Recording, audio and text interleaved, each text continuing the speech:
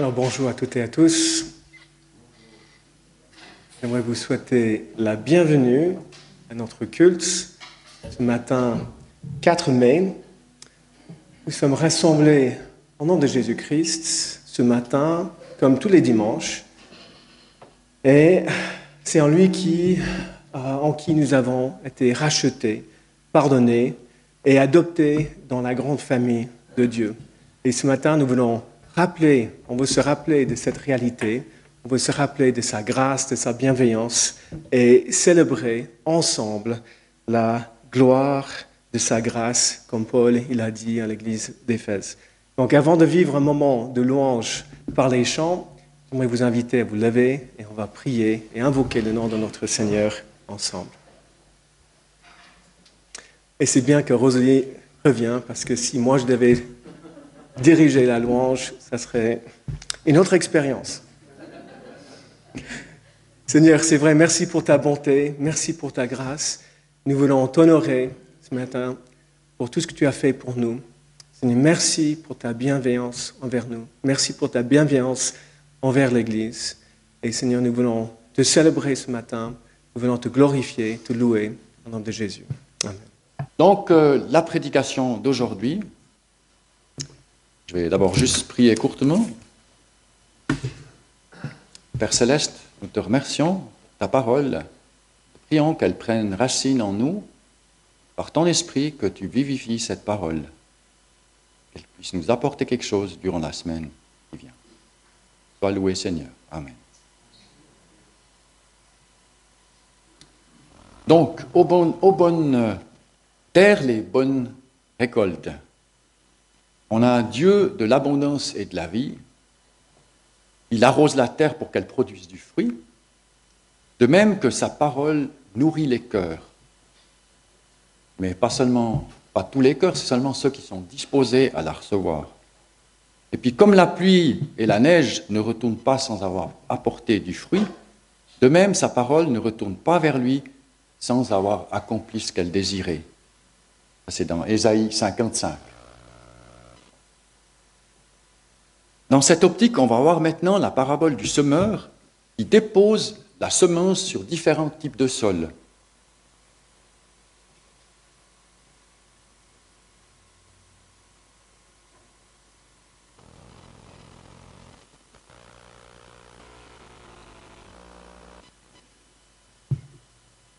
Donc Luc chapitre 8, versets 4 à 15.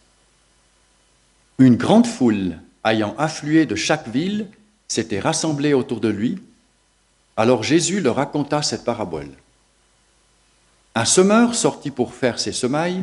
Pendant qu'il répandait sa semence, des grains tombèrent au bord du chemin, furent piétinés par les passants, et les oiseaux du ciel les mangèrent. D'autres tombèrent sur la pierre, et à peine eurent-ils germé que les petits plants séchèrent parce que le sol n'était pas assez humide. D'autres grains tombèrent au milieu des ronces, celles-ci poussèrent en même temps que les bons plants et les étouffèrent. Mais d'autres tombèrent dans la bonne terre, ils germèrent et donnèrent du fruit, chaque grain produisit 100 autres, et Jésus ajouta, « Celui qui a des oreilles pour entendre, qu'il entende. »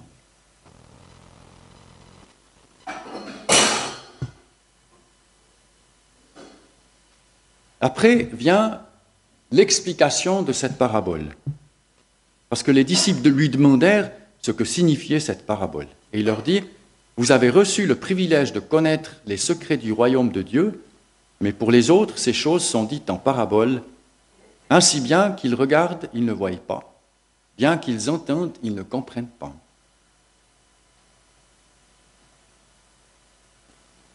Voici donc le sens de cette parabole. Au bord du chemin, ce sont les personnes qui écoutent la parole, mais le diable vient l'arracher de leur cœur pour les empêcher de croire et d'être sauvés.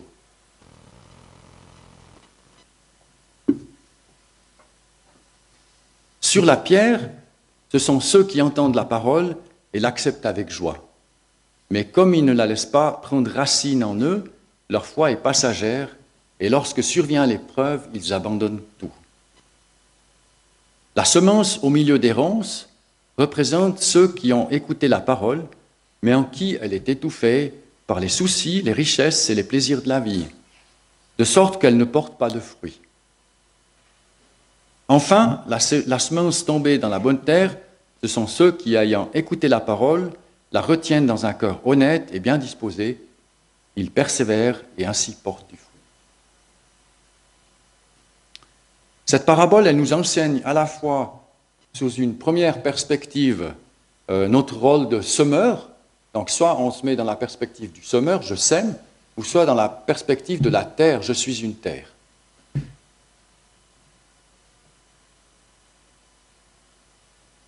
Donc, dans cette deuxième perspective, la nécessité de préparer notre propre cœur à recevoir la parole. Donc, prenons la première perspective, on est les semeurs. Donc, ça veut dire que nous semons la parole autour de nous. Jésus nous appelle à semer avec largesse. C'est vrai, si on ne sème pas, on ne récoltera rien non plus. Donc, il faut être généreux pour semer autour de nous, sans vraiment savoir est-ce que ça va porter du fruit. Et c'est clair que ce que nous avons semé, ce que nous semons, ça va soit aller sur le chemin des fois pierreux, ou soit ça va tomber dans la bonne terre. Mais nous n'avons pas le contrôle de cela. Et c'est Dieu qui donne la croissance de ce que nous avons semé, ce n'est pas nous. Tout ce que nous faisons peut porter du fruit. Nous devons simplement rester à l'écoute de Dieu, ouverts et prêts à semer chaque jour. Chaque semence compte, mais elle va tomber sur différentes sortes de terrains. Parfois, nous semons sur un terrain qui semble ne rien produire, mais c'est Dieu qui fait croître la semence, comme je vous ai dit. Il faut lui faire confiance, car nous ne savons pas si cette semence va grandir.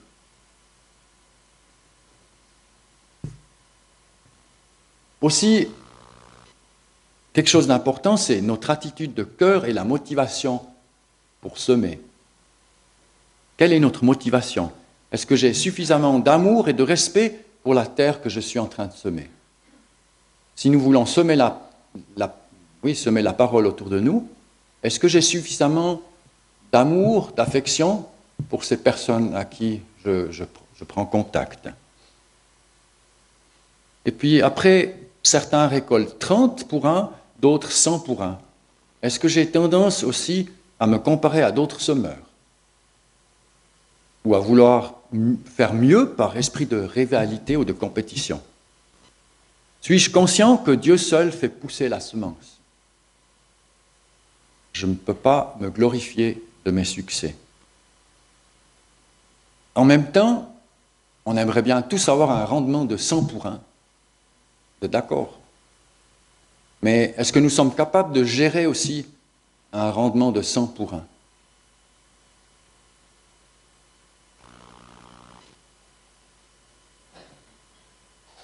Après, une autre chose, une terre. Est-ce qu'il y a des agriculteurs parmi vous? Ici, non.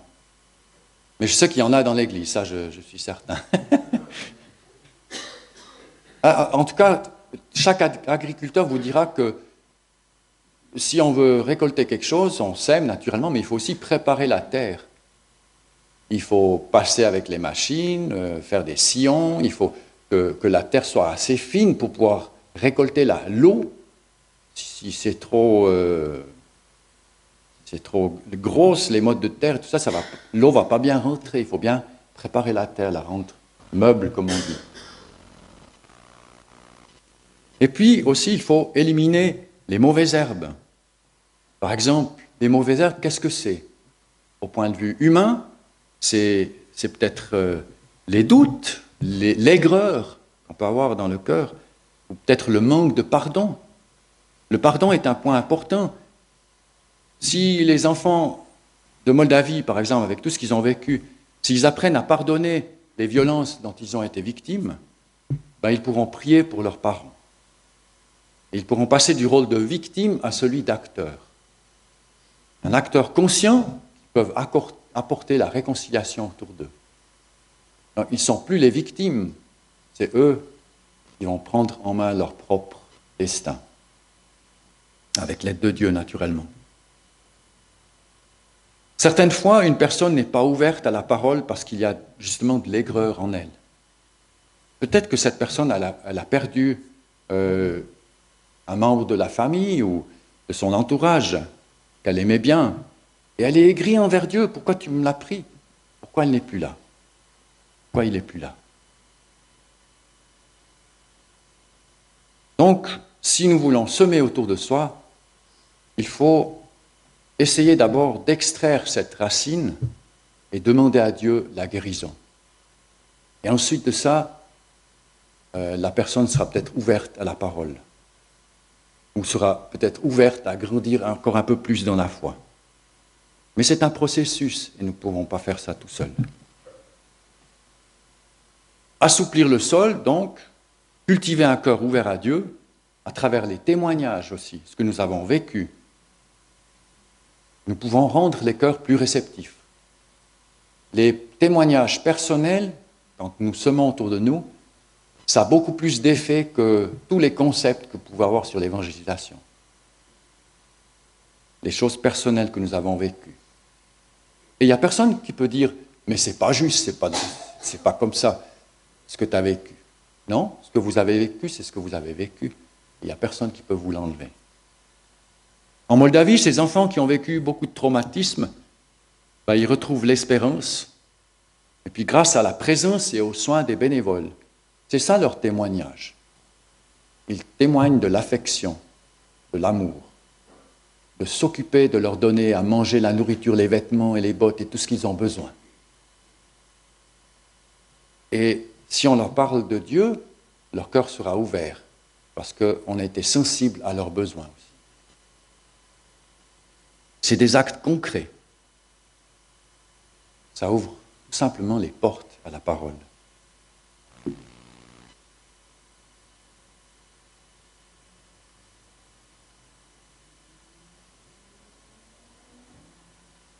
Arroser la terre, ça veut dire aussi préparer la terre là où nous semons.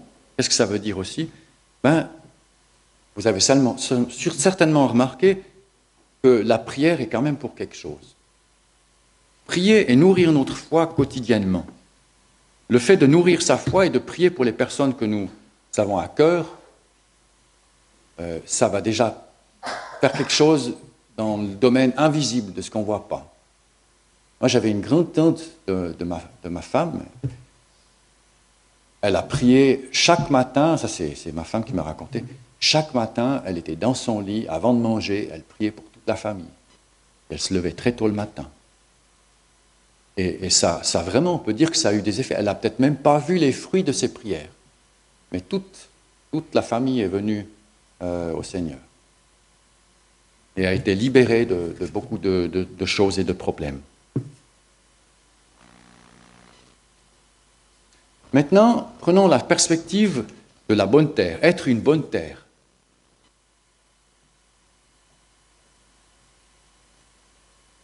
Jésus rappelle que ceux qui entendent la parole et qui la retiennent avec persévérance, ça portera son fruit. Il faut rester disponible à l'Esprit Saint, écouter et obéir à ce qu'il veut nous dire. Ça veut dire que, oui, nous pouvons nous préparer aussi l'environnement dans lequel nous sommes, éviter les distractions nuisibles. Et c'est vrai qu'il y a quand même beaucoup de distractions aujourd'hui. Ce n'est pas facile de rester concentré, de garder une certaine atmosphère où on soit propice à étudier la parole ou à prier. Ce n'est pas toujours facile, on n'est pas toujours dans la bonne atmosphère. Discerner et garder ce qui est bon. À un certain moment de ma vie, j'ai dû discerner. J'étais encore en recherche de vérité. Je me laissais bercer par toutes sortes de fables et de philosophies ésotériques. J'avançais d'un côté dans la connaissance de ces philosophies, si on peut dire, et puis en même temps, j'avais ma grand-maman qui m'avait donné une Bible, qui m'avait appris à prier, lire la Bible. J'avais les deux en parallèle. J'essayais de mettre les deux choses ensemble, puis ça ne jouait pas. Et après, je me suis dit, mais il faut que je choisisse. Soit je laisse la Bible de côté, puis je vais à fond dans ces philosophies ésotériques, pour ne pas les nommer, et puis soit je vais rester sur la Bible, étudier la Bible, et je vais mettre d'autres choses de côté. Comment est-ce que j'ai pu discerner ça? Ben, je me suis rappelé à une chose, c'est qu'on reconnaît l'arbre à ses fruits. Et j'ai remarqué entre autres que Dieu voulait notre cœur et puis pas la connaissance. Parce que Dieu, c'est la source de la connaissance. Donc il veut notre cœur et c'est notre cœur qui est le plus important. La connaissance, elle partira. Mais ce qu'il y a dans notre cœur, ça c'est ce qui reste. Et si nous voulons toucher les personnes autour de nous, si nous voulons leur rendre service, les aimer, ben c'est notre cœur qui va être important. Et plus tard, parce qu'au début je me disais, mais ce qu'il y a dans la Bible, c'est assez simpliste, quoi. Hein.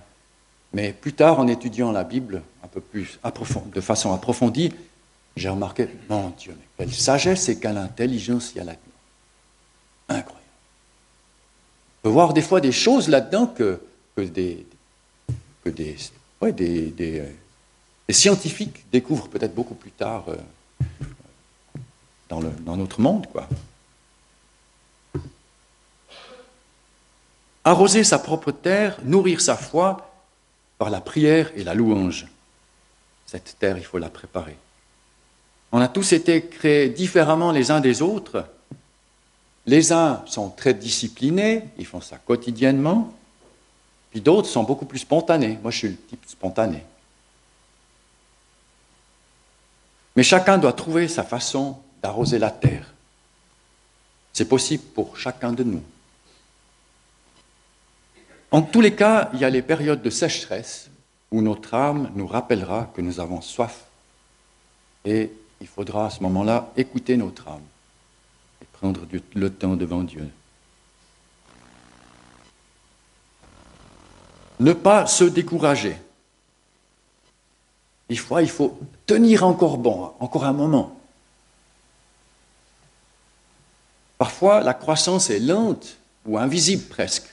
L'enfant qui vient au centre de jour, il se regarde tous les jours dans le miroir, mais s'il a un miroir, mais c'est une expression, hein, il a l'impression qu'il n'a pas changé. Il est toujours le même. Mais nous, on le côtoie depuis des mois, peut-être déjà 1 année, 2 ans, on se rend compte le chemin qu'il a fait. Et nous aussi, nous ne voyons pas les progrès que nous faisons, mais c'est peut-être des frères et sœurs autour de nous qui peuvent le reconnaître. Donc ne soyons pas avares de compliments et d'encourager nos frères et sœurs.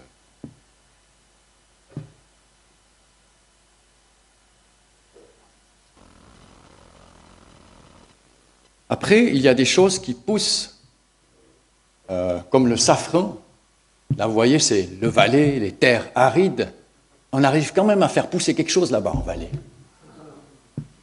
Et c'est le safran, c'est quand même... Ça coûte cher, hein. Je ne sais pas si c'est 15 ou 18 000 francs le kilo. C'est quand même énorme, c'est presque de l'or, hein. Enfin, bref. Donc, chaque terre a ses caractéristiques. Des terres vont amener du blé, d'autres terres vont amener du safran, mais chaque terre est importante. Il y a un temps pour semer et puis un temps pour récolter. Nous sèmerons beaucoup, mais nous ne récolterons pas tous les fruits. Par contre, nous récolterons les fruits que nous n'avons pas semés. C'est Dieu qui met les choses en place. Il faut lui faire confiance. Et puis il y a une saison pour semer et une saison pour récolter. Des fois, ce n'est pas encore tout à fait prêt. Il faut avoir un peu de patience. C'est encore vert ou bien c'est encore pas tout à fait doré. Hein. Et après, il y a des terres. Il ne faut pas aller prendre votre temps d'essayer d'aller semer du blé dans les montagnes. Vous n'allez pas avoir beaucoup de blé. Hein.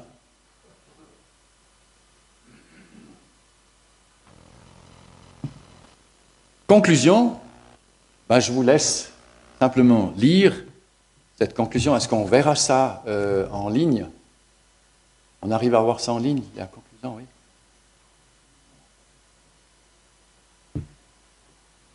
Et je termine par une prière. Père Céleste, nous te remercions pour ce que nous avons entendu maintenant sur ta parole, la façon dont nous pouvons semer, et nous sommes aussi la terre, que notre terre soit propice à écouter ta parole et qu'elle porte du fruit. Merci Seigneur, nous te demandons que partout où nous avons semé, nous désirons que cette parole porte ses fruits. Et nous te prions pour qu'elle porte beaucoup de fruits. Merci pour briser la glace, certaines fois. Quand nous rencontrons des personnes, on a l'impression que c'est de la glace. Mais Seigneur, à force de témoigner de notre patience, de notre compassion, nous réussirons à rendre ces cœurs beaucoup plus propices à ta parole, à recevoir ta parole. Merci Seigneur. Amen.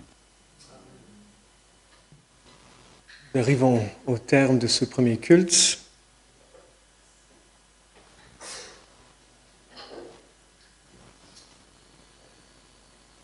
Des annonces qui seront affichées sur l'écran, donc des activités de la semaine.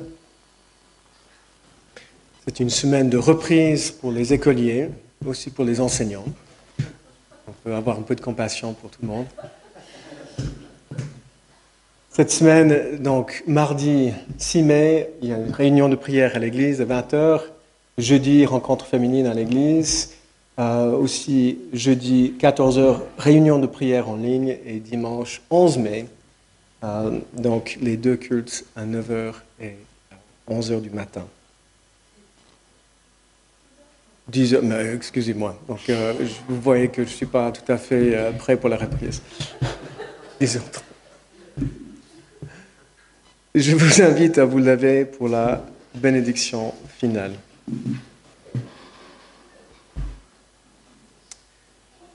Que le Dieu de l'espérance vous remplisse de toute joie et de toute paix dans la foi, pour que vous débordiez d'espérance par la puissance du Saint-Esprit. Oui, Seigneur, que nous puissions vivre cette espérance, vivre cette joie de t'appartenir, de savoir que nous avons un avenir en toi. Merci de nous accompagner durant la semaine, de nous conduire, de nous inspirer pour la gloire de ton nom. Amen. Soyez bénis. Bon dimanche.